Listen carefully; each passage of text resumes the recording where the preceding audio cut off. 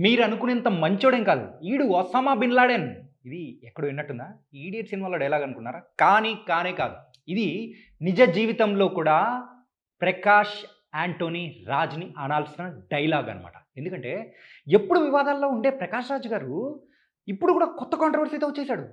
ఏదో ఒక కాన్‌క్లేవ్‌లో పాల్గొన్నప్పుడు బాగుంది. అంతా బాగెళ్తుంది అని అనుకునే టైంలో మన రాముడు గురించి ఎందుకండి? సినిమాల్లో విలన్ పాత్ర పోషిస్తున్న అతను మన రాముడి గురించి అనాల్సిన మాటలు అవేనా? ఏదో కొత్త ట్రెండ్‌ని తీసుకొచ్చి కలిపాడనమాట. రాముడికి, లక్ష్మణుడికి గొడవలు జరిగాయి. అండ్ దానివల్లే వాళ్ళిద్దరు ఎందుకు కొట్టుకున్నారు అనే రీజను, జీఎస్టీ ఇలా బోలెడన్ని కూడా ఇప్పుడు ఈ టాపిక్‌లో మనం మాట్లాడుకోబోతున్నాము. అండ్ యాంటోనీ రాజ్ అదే అండి మన ప్రకాష్ యాంటోనీ రాజ్ గురించి ఇంకా ఈ ఇయర్‌లో వచ్చిన కాంట్రోవర్సీస్ అన్ని దాన్ల గురించి కూడా మాట్లాడుకుందాం.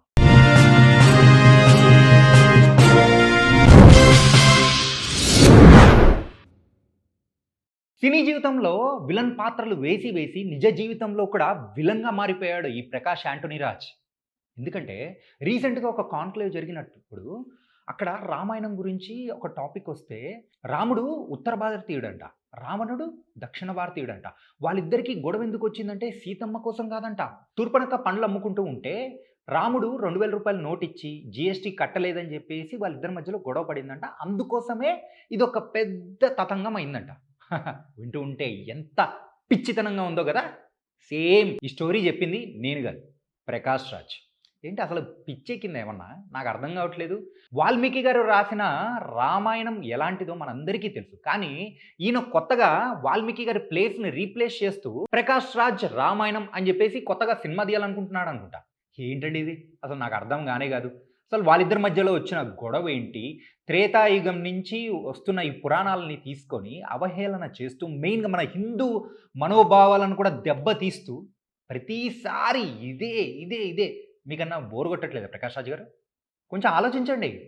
ఎప్పుడు ఏదొచ్చినా కానీ దీని గురించే.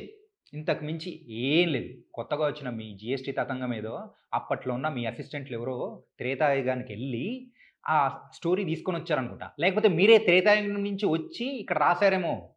అలాంటి మహానుభావులేమో మీరు. ఏంటండి ఇది? చెప్పేదానికి కొంచెమన్నా ఉండాలి. లేకపోతే బయటేమంటారో తెలుసు కదా! ఎర్రగడ్డ దగ్గరున్నది. అదే అంటారనమాట. అండ్ ఇంకా ఇవే సరిపోదన్నట్టు కూడా ప్రకాష్ రాజ్ గారు రీసెంట్ టైమ్స్‌లో మన పవన్ కళ్యాణ్ గారు గురించి కూడా కొన్ని పిచ్చి మాటలు, కొన్ని తిక్క మాటలు, గెలకడం ఇలాంటివన్నీ చేస్తూ ఉన్నారు. పవన్ కళ్యాణ్ గారితో కాంట్రోవర్సీ అయిపోయిందా? దానికంటే ముందు టీవీకే పార్టీ పెట్టిన విజయ్ గారి గురించి కూడా మరి ఆయన అపహాస్యంగా కూడా మాట్లాడాడు. అదేంటి? నేను వ్యక్తిగతంగా మాట్లాడుతున్నాను. ఇది స్వేచ్ఛా భారతం.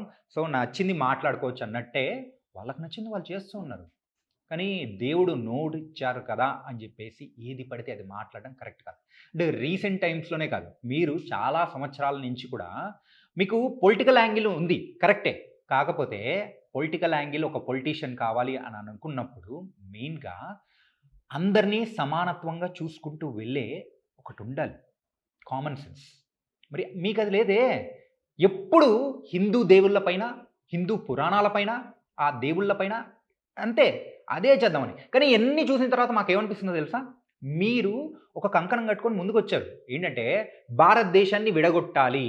వాళ్ళతో కలిసి నేను కూడా ముందుకెళ్తే ఉత్తర భారతదేశం, దక్షిణ భారతదేశం అట్లుంటే ఎలా ఉంటదని చెప్పేసి మీరు చేసే కామెంట్స్ ప్రతిసారి ఇలాగే అయిపోతుందనమాట. మేము మిమ్మల్ని సీతమ్మ వాకిట్లో సిరిమల్ల చెట్టులో మంచోడండి. మనిషి అంటేనే మంచోడు. మంచోడే. కానీ మిమ్మల్ని కూడా మేము చాలా మంచోళ్ళనుకోని తిక్కకుర్రలమవుతున్నాంగా. కానే కాదు. అండ్ రీసెంట్‌గా ఇంకొక కాంట్రోవర్సీ గురించి చెప్పడం మర్చిపోయా. ఏంటి మన తెలుగులో చాలా వరకు క్యారెక్టర్ ఆర్టిస్ట్‌గా చేసిన సూర్య గారని ఒక సీనియర్ ఆర్టిస్ట్ ఉంటారు. ఐడియా ఉందా? ఆయన ఒక సువార్త మహాసభలలో మాట్లాడుతూ ఉన్నప్పుడు మెయిన్‌గా పర్టిక్యులర్‌గా ఈ ప్రకాష్ రాజ్ గారి గురించి మాట్లాడారు. అది విన్న తర్వాత చాలామందికి కూడా ఏంటి అవునా? నిజమా? అన్నట్టనమాట. సూర్య గారు క్రిస్టియన్. ఓకే. ఆయన ఎలా ఉండాలో, ఎటు సైడ్ ఉండాలో, ఎట్లా మాట్లాడాలో అలా మాట్లాడారు. కానీ మీరు మీలా డబుల్ స్టాండర్డ్స్ లేవు కదా! మీరేంటి నాకంటే హిందువులంటే ఇష్టము. నేను ఎప్పుడూ అట్లా కించపరచను అని అంటూ ఉంటారు. కానీ మీరు తీసుకునే స్టాండ్, మీరు తీసుకునే మాటలు మాత్రం ఎలా ఉంటున్నాయో అర్థమవుతుంది కదా! So, please Prakash Anthony Raj గారు తెలిసిపోయింది. కాబట్టి ఇంకనైనా మీరు మాట్లాడే మాటల్ని కొంచెం అదుపులో పెట్టుకొని మాట్లాడితే బావుంటుందని అందరూ అనుకుంటున్నారు. మెయిన్‌గా హిందూ దేవుళ్ళ గురించి, మా హిందుత్వ మనోభావాల గురించి మీరు మాట్లాడే ప్రతి మాట జాగ్రత్తగా చూసుకొని మాట్లాడాలి. అంటే దానికి వివరణ ఇచ్చారు బానే ఉంది. అదేదో వక్రీకరించి మాట్లాడారు. మరి ఈ జీఎస్టీ కథేంటి? అది కూడా వక్రీకరించి ఆ టైంలో మిమ్మల్ని ఎవరన్నా ఆవహించి ఏదైనా నిమ్మకాయ ఏదో ఏసి మీలోంచి ఏమన్నా మాట్లాడిచ్చారా? ఇట్లా కాదు గదా! సో, మీకు అన్ని సెన్సెస్ ఉన్నాయి. మీరేం మాట్లాడాలో తెలుసు.